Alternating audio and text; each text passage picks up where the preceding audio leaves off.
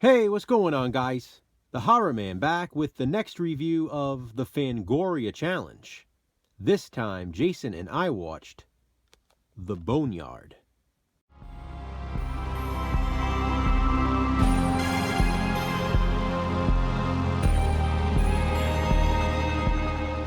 The Boneyard is a 1991 horror film, and it sure is unique. It's also one of the 101 best horror movies you've never seen. According to Fangoria, that is. The Boneyard is so unique, in fact, that Jason and I both had a difficult time coming up with relatable recommendations. But more on that later. The movie follows two detectives who team up with a psychic investigator. The case involves a coroner who has been keeping the bodies of 3 dead children in the morgue. He claims they are Kyonchi, the undead. By keeping them in the coroner's building, he can feed them body parts of other cadavers. This, he says, is his way of protecting society. If the Kyonchi were to escape, they'd feed on the living.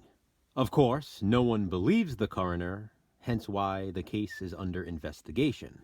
But when the detectives and psychic arrive at the coroner's building, they realize he was telling the truth after all. The Kyonchi, or undead children, are feasting on body parts.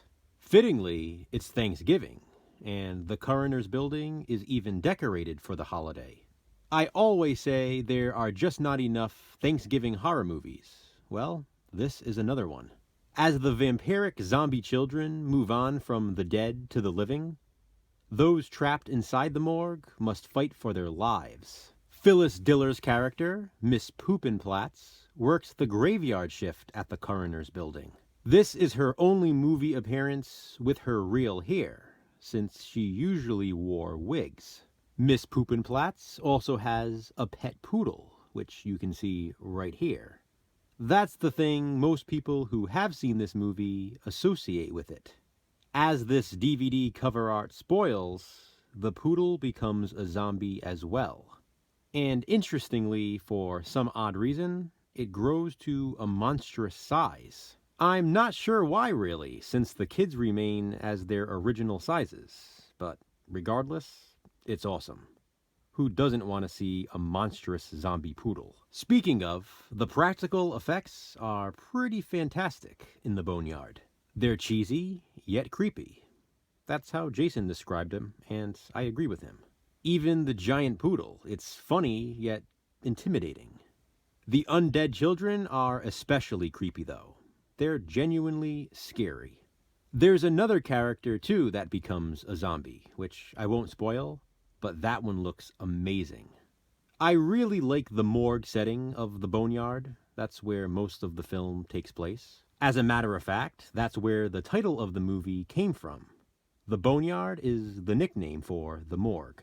This is an underrated gem, even if only for the great practical effects. That's why, understandably, it's on Fangoria's list of the 101 best horror movies you've never seen. Like I said, The Boneyard is definitely unique, and Jason and I both had a tough time coming up with relatable recommendations. Ultimately, though, I did find one with which I was satisfied. The Jitters. The Jitters is a 1989 horror film, which also features Kyonchi.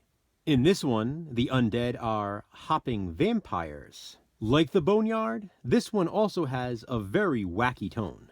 I love this movie, in fact. Not in the way I love, say, The Godfather, but in an extremely entertaining experience sort of way. I actually reviewed The Jitters last month as a Bayview review, so I will link that video on the end screen of this one. Please be sure to check it out if you haven't already. Have you seen The Boneyard? If so, what do you think of it? Comment below and let me know. And please be sure to check out Jason's review. What's up next in the Fangoria challenge? Check back soon to find out. Thanks for watching, guys.